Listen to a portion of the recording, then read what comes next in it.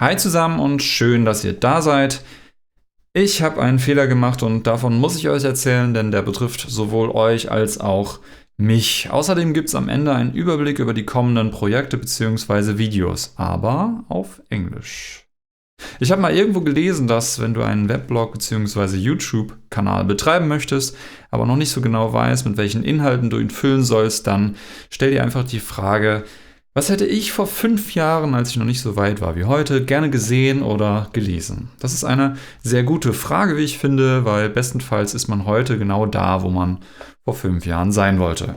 Keine Sorge, meine Inhalte, damit bin ich sehr zufrieden. Allerdings habe ich noch so viele Projekte und Ideen und bisher nur so wenige davon veröffentlicht. Und da kam ich immer wieder ins Grübeln, warum das so ist. Und ein Grund sind die Frustrationen, die mir einige von euch entgegenbringen. Ich habe zum einen wahrscheinlich auch falsche Versprechen gemacht, Dinge als einfacher dargestellt, als sie tatsächlich sind, und zum anderen aber auch die falsche Zielgruppe angesprochen. Wenn ich Kommentare lese wie Docker ist viel zu kompliziert und das ist was für Profis oder das Türschloss gibt es auch von Abos oder Google Fotos funktioniert einfach, wer Image nutzt, der hat einfach keine Ahnung, ja, dann wird es mir immer wieder bewusst, für mich persönlich ist keiner der deutschsprachigen YouTuber, zumindest Tech-YouTuber, interessant oder sehenswert. Das ist heute so und das war auch schon vor 5 Jahren so. Die wirklich interessanten Videos finde ich in der Regel nur auf Englisch. Der deutschsprachige Raum hinkt in der Regel mehrere Jahre hinterher und wenn, dann kommen auch eher andere Elemente zum Thema. Das ist aber auch logisch, weil die Technikwelt nun mal überwiegend im englischen Sprachraum stattfindet. Das war für mich nie ein Problem, weil ich Englisch zumindest sehr gut verstehe. Aber ihr merkt, worauf es hinausläuft.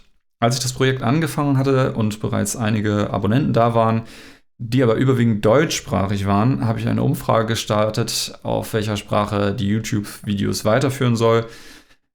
Die Antwort war natürlich überwiegend Deutsch.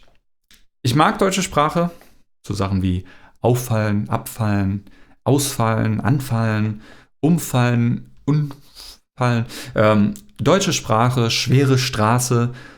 Doch ich will mich nicht beschweren, denn auf Deutsch kann man Politik und Farben in einem Satz erklären. Denn im Farbenklo ist nichts farbenfroh, denn wie alle wissen, wird braun geschissen. Okay, Spaß beiseite. Für mich war und ist es natürlich bequemer, wenn ich überwiegend deutsche Videos produziere, da meine englische Aussprache nicht unbedingt der Yellow from the Egg ist. Aber in der Software- und Technikwelt ist die Fähigkeit, Englisch zumindest ein bisschen zu verstehen, einfach obligatorisch. Und mit deutschen Inhalten habe ich auch teilweise die falsche Zielgruppe angesprochen. Denn wer nicht in der Lage ist, Englisch zu verstehen oder zu bequem ist, einen Übersetzer zu nutzen, der wird auch Schwierigkeiten haben, technische Projekte, wie ich sie hier halt zeige, umzusetzen. Auch wenn ich mich bemühe, meine Projekte relativ anwenderfreundlich zu gestalten, wird man noch spätestens bei der Sprachbarriere stehen bleiben.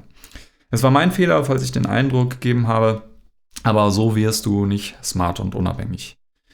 Es wird also in Zukunft der Fokus deutlich mehr auf englischer Sprache liegen. Deutsche Untertitel oder Übersetzungsprogramme stehen natürlich allen zur Verfügung.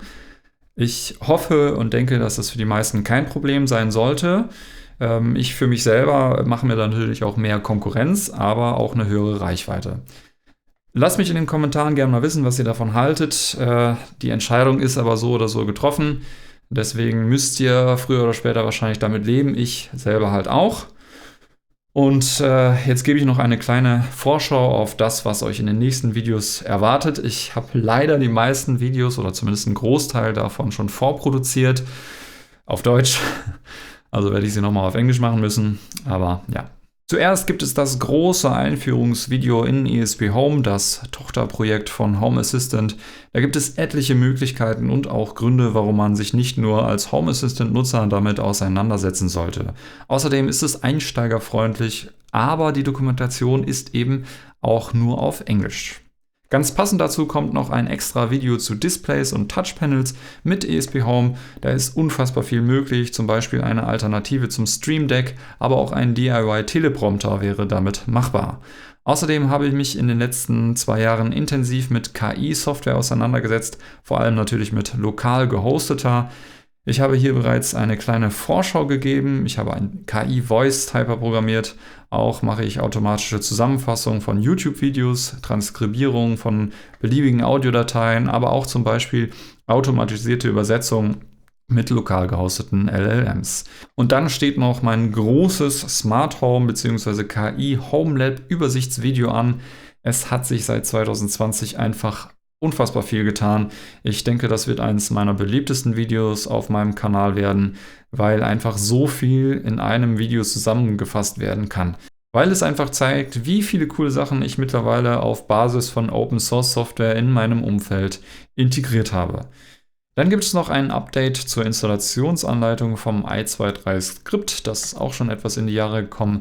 Dann habe ich noch ein Experiment zu einer DIY-Infraschallanlage geplant, was auch in ESP Home umgesetzt wird.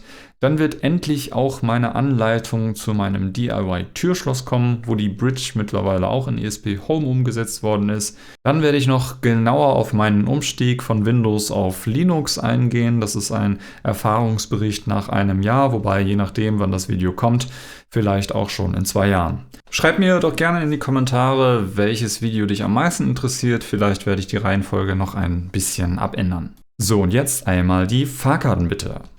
Hinter meinen Videos und Projekten steckt viel Arbeit und Kosten für Hosting, Geräte und mehr. Werbung und Sponsorings bringen mir noch nicht so viel ein, da mein Kanal noch klein ist. Wenn dir meine Inhalte gefallen, dann kannst du sie kostenlos nutzen oder freiwillig etwas spenden. Wenn du nicht spendest, dann zahlen andere für dich und irgendwann findet sich vielleicht niemand mehr, der dir einen ausgibt. Das kann meine Schuld sein, das kann aber auch deine eigene Schuld sein. Deine Unterstützung zeigt mir, dass meine Arbeit wertvoll ist. Abo, Newsletter, Anmeldung und Weiterempfehlungen helfen auch schon. Aber wenn du mich direkt unterstützen möchtest, unter i23.de/donate findest du alle weiteren Infos. Damit ein Dank an alle, die bereits gespendet haben und diesen Kanal hier weiter ermöglichen. Und an alle anderen, denkt drüber nach, ob ihr vielleicht auch mal etwas geben wollt. Und auch an dieser Stelle nochmal richtig vielen Dank, dass du immer noch nicht weggeklickt hast. Ich hoffe, du bleibst mir auch in englischer Sprache treu. Und auch mein Abschlusszitat soll sich zu einer Frage ändern, und zwar: Bist du wirklich smart und unabhängig? Das klären wir vielleicht beim nächsten Mal.